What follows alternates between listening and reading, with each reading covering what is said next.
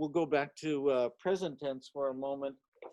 This is what I have been working on. This is for the museum. It's new type. It came from the Chuck Wendell collection. Chuck Wendell was a big APA guy who passed away last year, and this typeface was something that we hadn't seen. It was called Higher, H-E-Y-E-R. Order up. It says, and it's from. Well, they said 1891, so I put the professor, David Shields, on that, and he said, no, the copyright for this font wasn't even applied for until 1904, but it was applied for by Hamilton's attorney, but it's got some curious things to it. When you look at the E and the F, there's sort of an interesting mark in there, but it was just a really fun face. What we did learn is that Heyer is the name of Carl or Charles Heyer, and he created a lot of different typefaces. So we're simply calling it Heyer because we can, and it came out in 1906 book.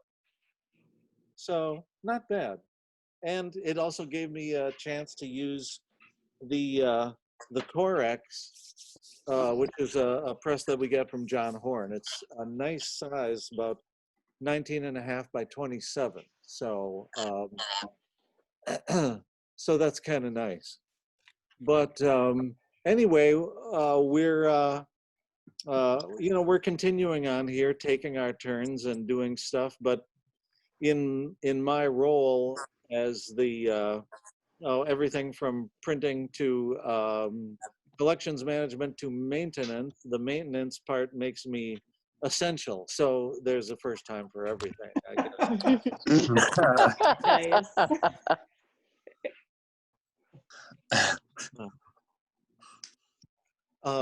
Any questions while I have you all here? Jim, I wanted to ask, do you have a new title now? Yes, I do. When we hired Peter in September, his role became executive administrative director, and so that made me the master printer and the collections manager or director or officer. Anyway, collections is but with that, I got a bonus of becoming the maintenance person as well. So it doesn't all fit on a card, but you know, you should be able to figure that out. Yeah, I've got plenty of 6-point type here, so yeah, there you go. I was gonna say 4. Yeah, I would not wear glasses if not for 4 points. How many loops do you have by now? I thought a question was emerging, but not. All right. Well, so one of the things that is proceeding here is the rethinking the main room. And for those of you who have been to the museum a number of times, we have Stephanie and Bill and I all working on that. Stephanie has been putting together not a rebrand of the museum, but I think more making a cohesive branding of the museum, which is something we surely needed to do. And so what we have been trying to do is reach out to all of our friends who are familiar enough with the place that they can give us their thoughts in terms of what you think of what could be added to it, because there is the story that we're telling and maybe the one that people see that we aren't telling. So we're going to do a bit of cleaning and some rearranging, but also come up with a plan where we can begin working on that space to maybe tell the story a little bit better. it like many projects is dependent on money. We always get the great suggestion that we should have little computer terminals so that you can press on a given machine and then you'll get that readout of that video of it, and that's a great idea. It's merely one of those things that's probably a little bit further down the line. So, but we're going to continue here, and when the call began, we were talking about when do we restart? And of course, that's a question that no one gets to answer. And while it will be more likely that people can begin to move around a little more freely, allowing groups into the museum is going to be tough. And so we've begun to get requests to give tours of the museum. So, Dan, good to see you. So tomorrow, no, not tomorrow, Thursday, the first tour begins, and this will be for, I believe, Steve Heller's class. And Bill will come over, and I will sit him on a cart and sort of pull him through the museum with a laptop on a chair, so that we can do a virtual tour of the museum. And nice thing is the cart is 8 feet long, so we'll have a social distance between us. But we've gotten a couple of other ones as well, so we may need to figure out a way to do more than one of them, or at least make that public. I don't know if there's any way to share the one with Steve's class on Thursday or not, but we'll figure out a way. There's a lot that it'd be nice to show to everybody. And I will say we have been trying to share more on our YouTube channel. We started before all of this happened, and I think we need like 30 more followers, and then we can change our URL. So if anybody wants to follow us on YouTube, I wouldn't be mad about it. Do you follow back? No. Yes, now that we're on it more.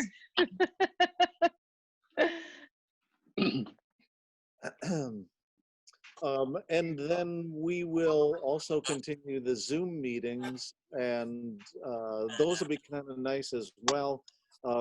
What I can tell you for certain is that on Friday noon, Vita Sacek will be a guest of ours. So that'll be kind of nice. We missed a chance for her to come to the museum a week ago, 2 weeks ago. We managed to get Paul Walker in here for a week, just sort of under the wire, and it was great. But as you all know, everything just sort of, collapsed at the same time, and so we'll meet with them in the best way that we can. So, Steph, do you have a recollection of a few of the other folks that we'll be talking with? Yeah, they're on the call. Meredith, you're going to join us at the end of the month, right?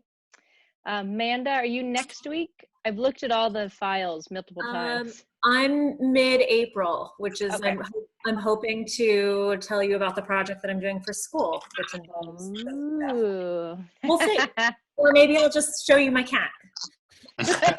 That's what these are for, is just to look at people's cats, and I'm going to be honest. That's why we started them. And I see Jason Wedekind, Mr. Genghis Kern down in the corner there. He and Rick Griffith are going to do a joint, but not together, project, from what I understand, maybe. Spoiler alert. Spoiler alert. We can edit that out when we post this. No. Something interesting about two Colorado guys doing a joint together. Yeah, I forgot to put in my rider that it's not allowed to be recorded. They're in Colorado. They don't need to share anything like that anymore. They can all get their own. Oh, I just wanted to know who Jim Shradden was waving to. Was it me? I don't know. I didn't know that Jim Sheridan's here? Oh, look at they that. had that option. I don't know how to say hello other I saw you. You're So good. sweet, Jim. I love it. me too. I can't believe this works. Yeah. Time to be Your- alive. Your office got a lot bigger. Or smaller. Meow.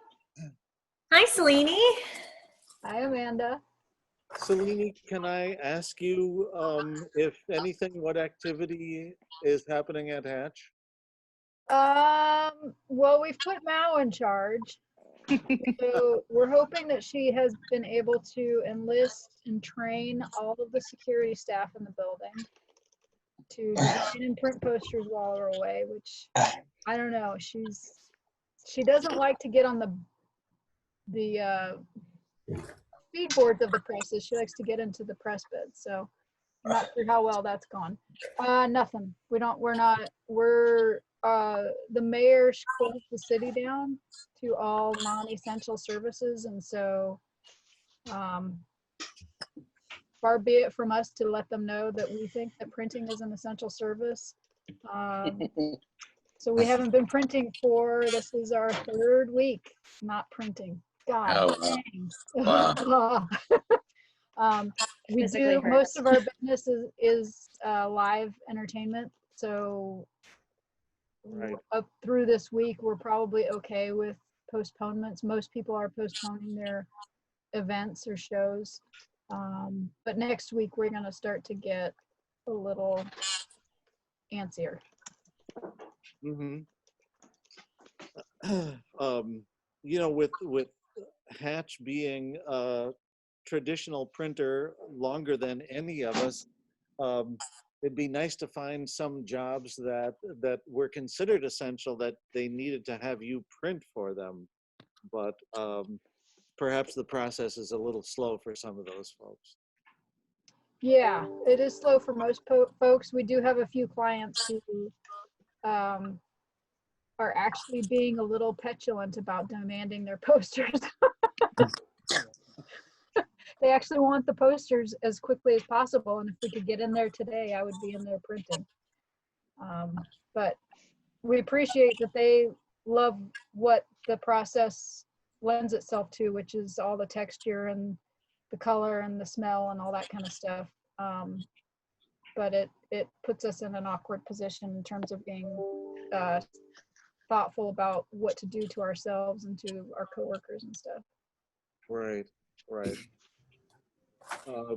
And Yeah, none of us thought to move any of the presses into our garages or our living rooms or anything either. Had we known, we would have grabbed some of them. Mhm. Yeah, I feel incredibly lucky that coming in, I do have access to the presses, but on the other hand, sales for me are like sales for all of you, meaning little or none. So I can print, but it seems far better to work on the structure of the building itself. Because, while it looks like a factory in here, it would be okay to make it look a little less like a factory. And so, we're sort of slowly dismantling some of the walls. You can see as we move to the corner there that there's some attractive stuff that we could probably,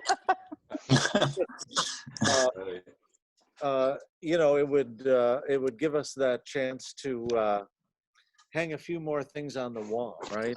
I was gonna say, when we moved into our new space in 2013, I think the thing that we were most worried about were the ridiculously ugly institutional,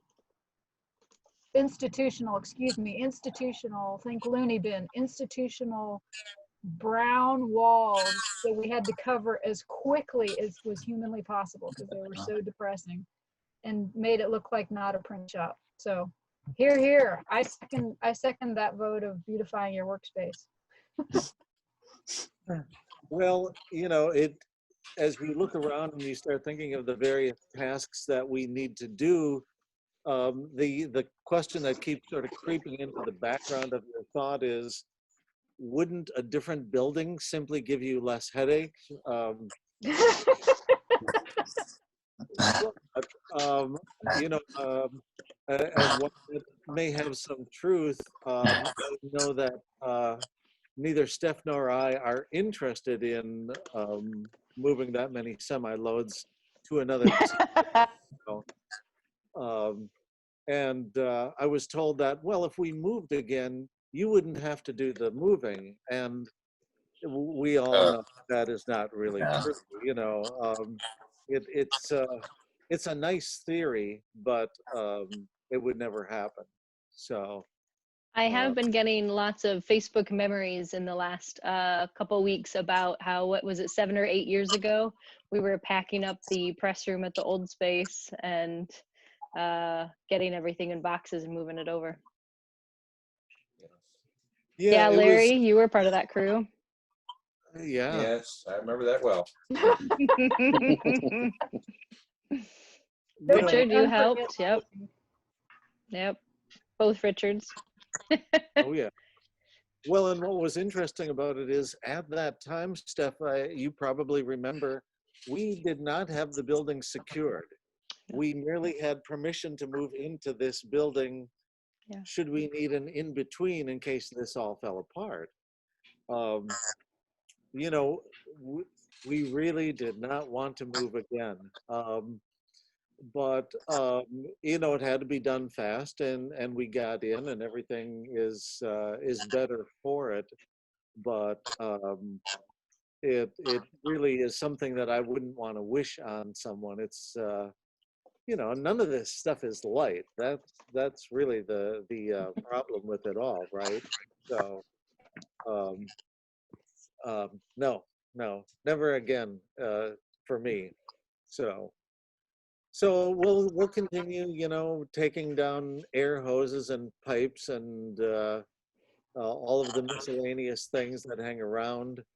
We did rearrange the press room, classroom, I should say, before all of this occurred, and it seemed like it was working pretty well. We hadn't really put it through its paces for more than a couple of workshops, but it was a nice start.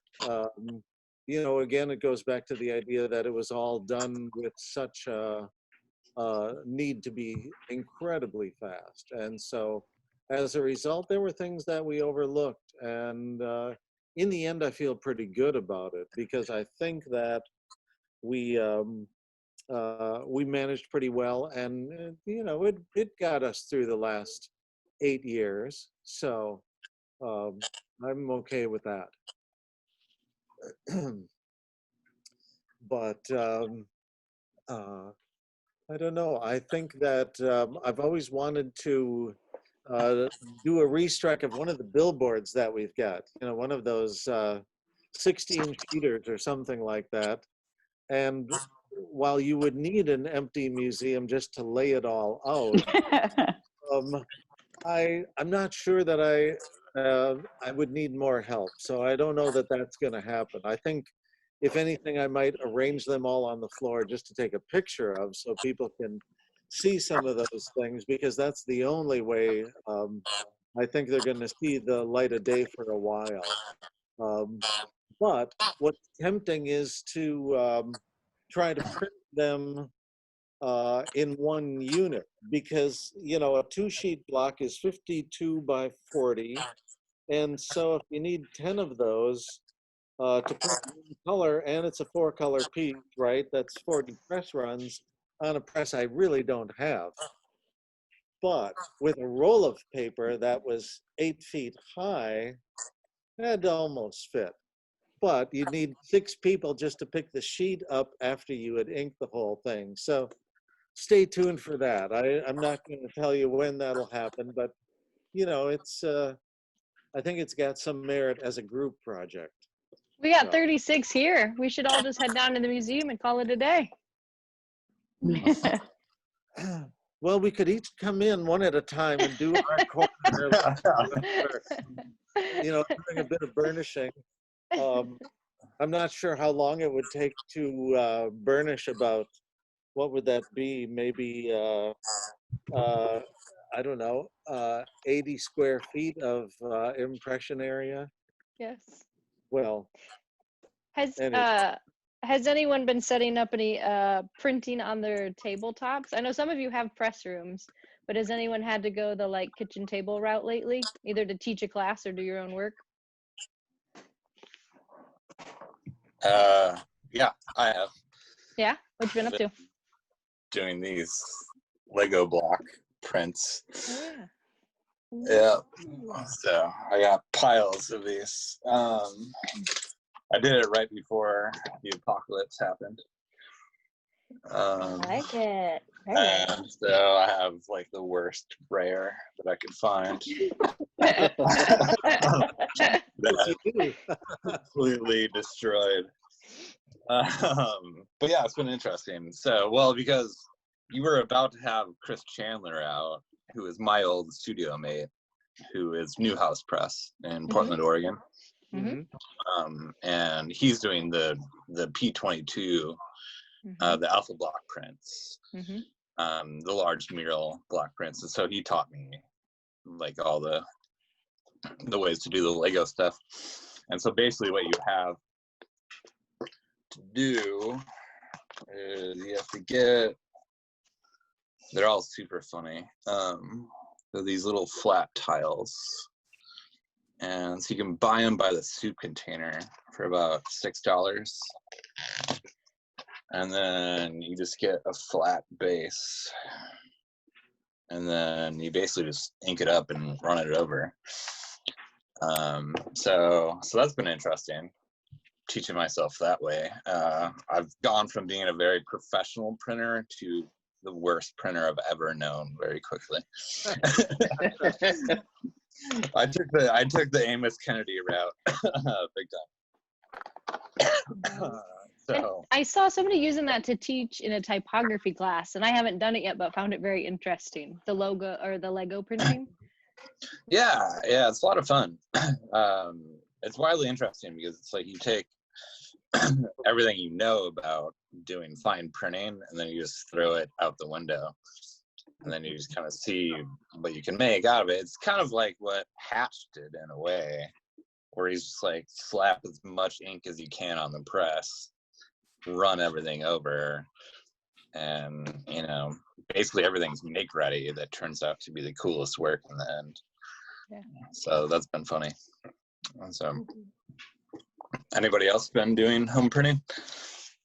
I do a little bit, but I have something set up, but I haven't actually implemented it yet because naps are nice. But I do have something. I went dumpster diving at Hamilton the last time I was there because you guys had some nice pieces of wood that you were throwing away. So I took them and I have been playing with those in my basement right now, trying to see what abstracts I could come up with. So when I have something, I'll post them probably on Instagram. But yeah, All right. I'm getting there. My brother Bill had gotten in touch with Sandro Berra. As we all know, Italy's in the worst shape of all, or maybe tied with Spain. But it seems as though at least they are doing well. Unfortunately, in all of this, I think it's Franco Antiga, which would be Silvio, the founder's brother, died a little bit unexpectedly. And as he handled the financial end of Hipoteca, that leaves them in a pretty difficult situation. Yeah. But I got a nice letter from Silvio the other day, and he basically was thanking us for sending condolences, but they will be celebrating 25 years this year. And so they're continuing to make their own plans for a celebration. So that's kind of nice. I think there may be a poster call out as well. So, some of you may see that coming through, but I felt really bad for those folks because when you see the situations they're in, you just hope that it doesn't visit us. But I was at least pleased to see that the Tipoteca family was doing pretty well. So. Jim, do you know if Michaela is still planning to come to the States this summer? No, I don't. Early in the year, we had been going back and forth a little bit about it, and she was discussing her itinerary, and I kept saying, oh, that's only 300 miles away, or that's only 500 miles away from us. And she simply kept laughing, which made me think that at this point, either I was not going to be on the itinerary or they hadn't decided yet. But I have not heard anything from Michaela specifically. And it's hard to say, Meredith, because when you get emails from them, they're simply signed Tipoteca rather than the individuals. Yeah. It's hard to say. Now, you should be printing, right? You have a studio in home? I should be printing, but my printing capabilities are not there yet. James Borland is helping me work on my 219 AB, and there were some quick fixes that had been done by the prior owner that we found inside by the motor. I believe he called it something like lawn furniture was in there. So we've had to try. He was fabricating some parts that Fritz didn't have available, and now he's locked out of access of the shop that he has a 3D printer at. So it's gonna take us a little more time. But meanwhile, there's a whole lot of dust from construction anyway, so it's safe and not getting hurt while that's going on. Do you have your files that you need 3D printed stuff for? No, I don't. They're parts for the actual press, and I guess Fritz doesn't share the specs for them. Oh, that's But they were old parts or parts that just weren't there, and they were using other bolts and weird things that they shouldn't have been doing. So like the gripper pins wouldn't release, and they were wearing down parts of the press. So we'll get it. It's nothing urgent and horrible, and the rollers are in fantastic shape. So once we get that going, it'll be awesome, but a little slower going than I wanted. Well, it is that way, isn't it? Everything takes longer. Yep.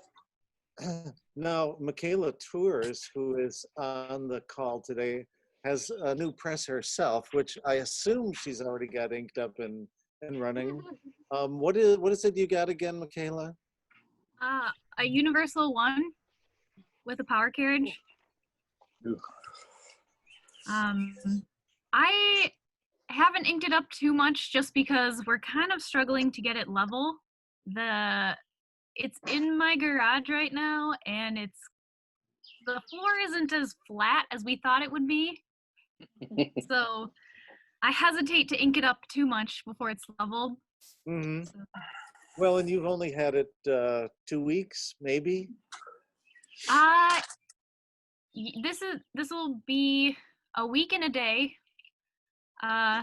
So yeah, I got it right before all the madness started happening, and Wisconsin kind of shut down, so it was kind of a crazy day. Where'd you pick it up from? Chicago, Lake Forest, wow. in Chicago. So yeah, it was crazy because I found a moving company in Sheboygan that it stayed pretty.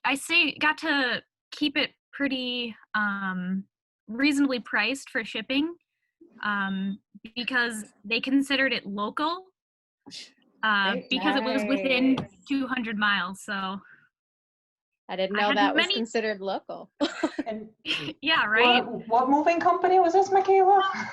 Noah's moving company. Okay. Yeah, they were really quick. I contacted them on that Friday, and then they moved on that Sunday. So luckily I was able to get it in, but it was crazy because on Saturday is when Illinois shut down. So they needed permission from the police to go down and get it. And then we were driving down there, and there's like hardly any cars and no traffic in Chicago. So it was just kind of a surreal experience, just kind of bizarre. Like here I You was. had the going best to- traffic of your life, didn't you? Yeah. So it was a very interesting experience, and yeah, it was a very anxiety inducing experience because while it was a third of what most places would have what I was because I had gotten a bunch of quotes and stuff to move it. They had never moved a printing press before, and it was kind of crazy because what they did was they picked it up with a pallet jack. They put it on these rollers and kind of wheeled it up a ramp. And then as we got to the top of the ramp, it has a paper return drum on top that we found out didn't fit in their truck. So they kind of like held it still. We were still like kind of going up the ramp, and it was just crazy because here I am in this like bizarre situation with the virus, and then my press is kind of like halfway wheeled up, so it's not level, and then I had to take the paper return tower off. So it was kind of just like a really bizarre day. Very much anxiety inducing. So I'm happy it's in my garage now and kind of taken over. Nice. And parts are everywhere as I'm trying to clean it up. And I'm finding some very interesting things inside.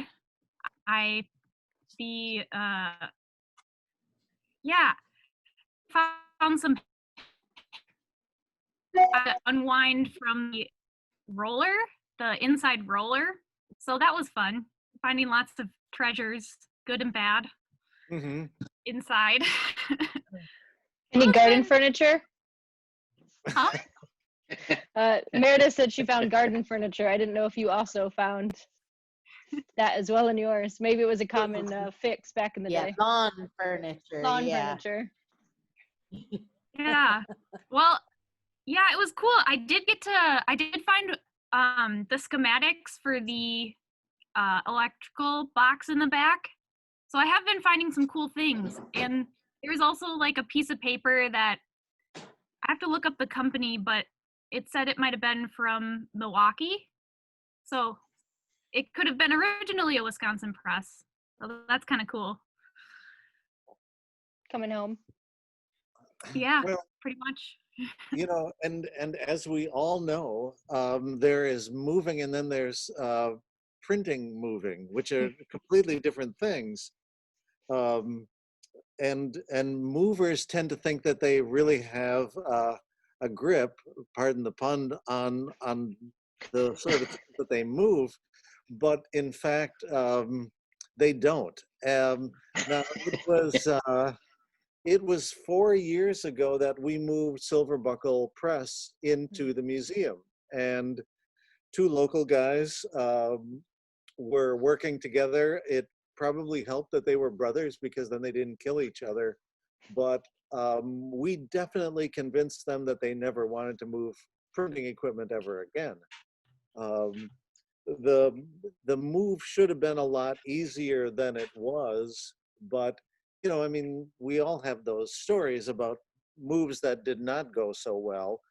And the problem that we ran into is we had mapped out the route from Tracy's office on the second floor of the library down to the basement, across a hallway, and then over to the loading dock and out. And the fire marshal had determined that the double wide doors needed a beam right down the middle which, well, it cut the width that we had to work with in half. And well, that proved to be quite a problem because it meant going 100 feet down a hallway and then 50 feet over and coming back again. And all of their beautiful carpeting got ripped up in the process. We asked if they might be willing to pull those bars out during the move, and they were afraid that they would anger the fire marshal, so they weren't going to do that. But the two guys definitely said that we should not call them again if we had printing equipment to move. And, you know, I get it. We all have sort of suffered with, well, too much gravity, I guess you could say, right? You know, these things are not small, so, nor are they light. But, you know, that's the nature of the business. You listen to enough older printers talk about moving things, and they're always interesting stories, but they never sound like they're fun. Rarely do they say, and it was just a snap. We got it completely done in 2 hours, and it was nothing.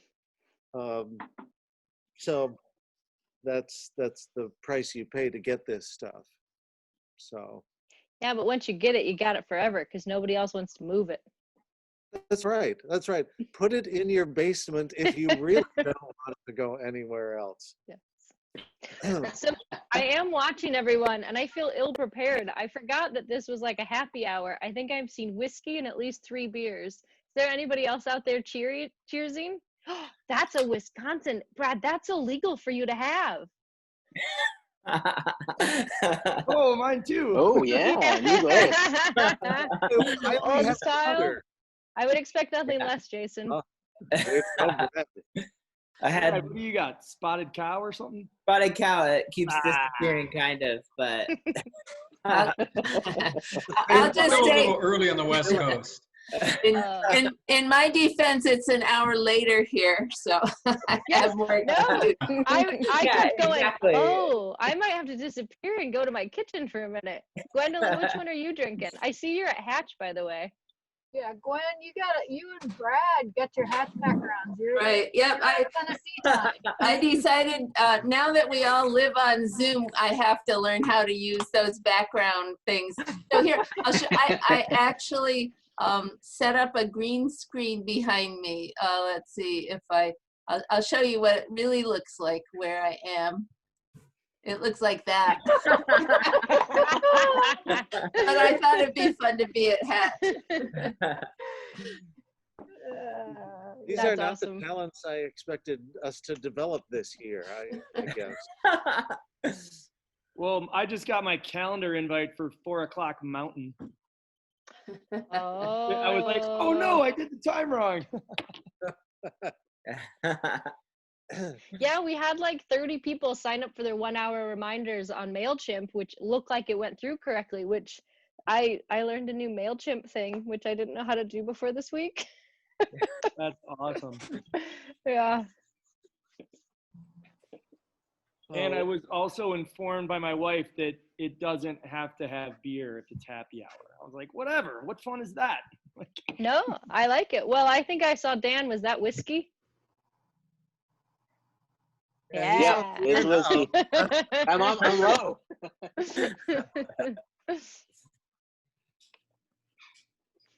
Well, I guess I didn't come properly equipped for the call. I only have water, but in my defense, my boss is somewhere at the other end of the building, and he doesn't understand yet how Wisconsin events come with beer. I mean, or an old fashioned.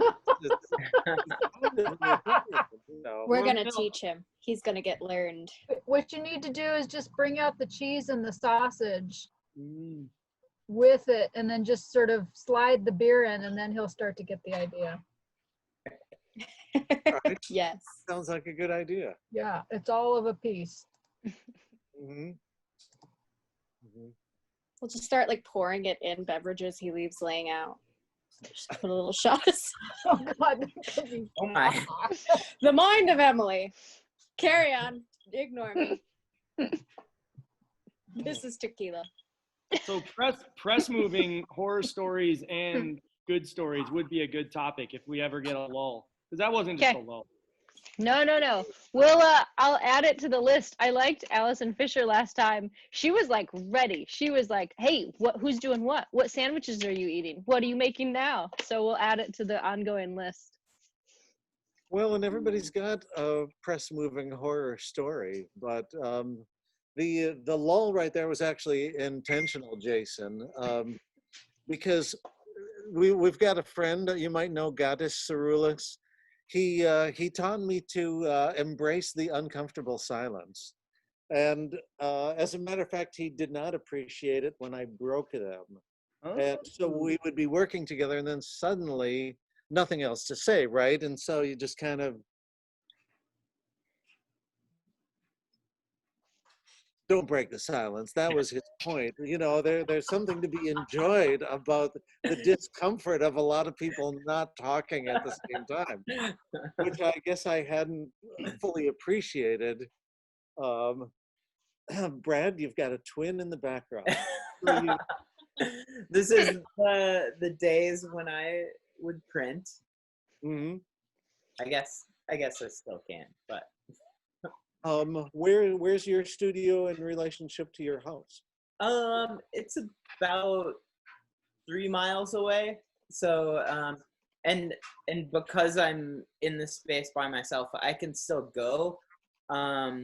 There are like more people in the building, so I'm kind of keeping my distance as much as possible, but going from time to time to like pick up tools or to prove something really quick and do whatever I can.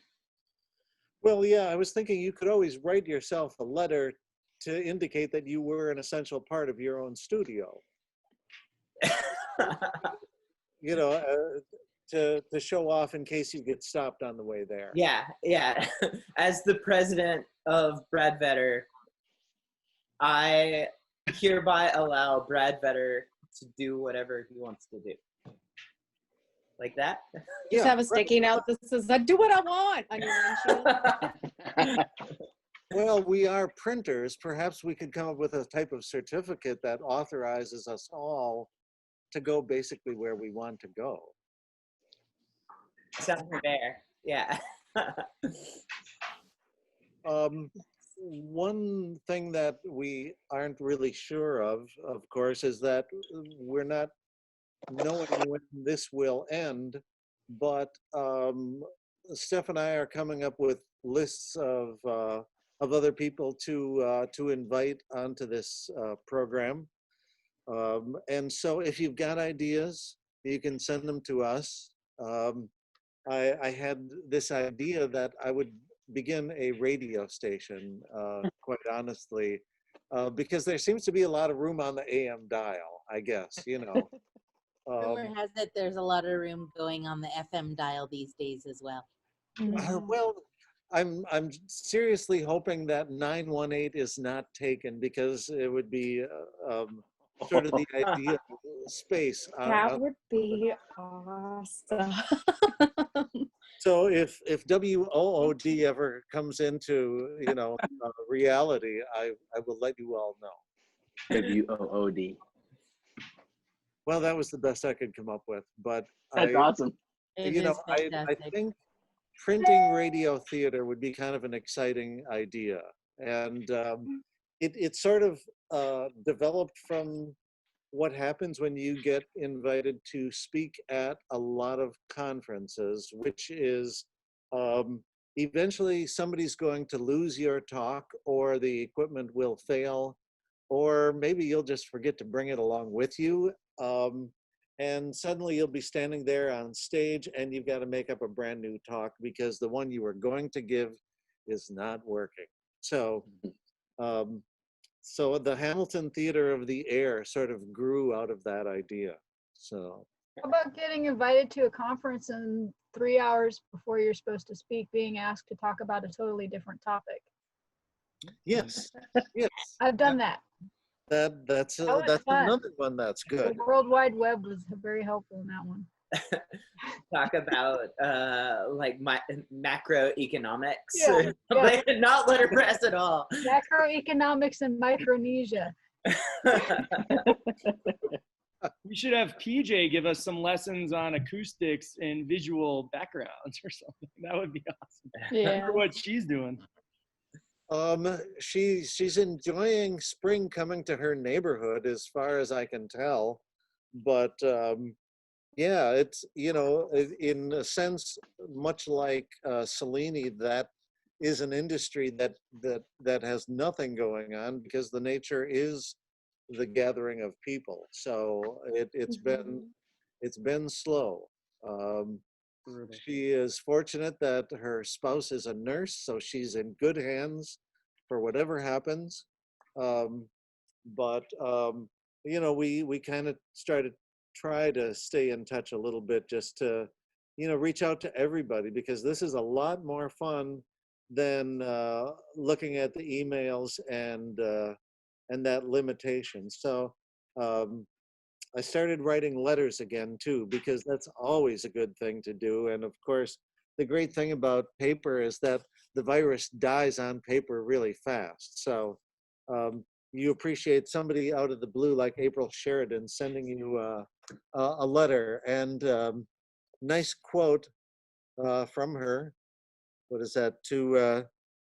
Yes, to be small and to stay small. It doesn't refer to type, obviously, but anyway, stay in touch. And man, thanks for joining the conversation today. So good to see you.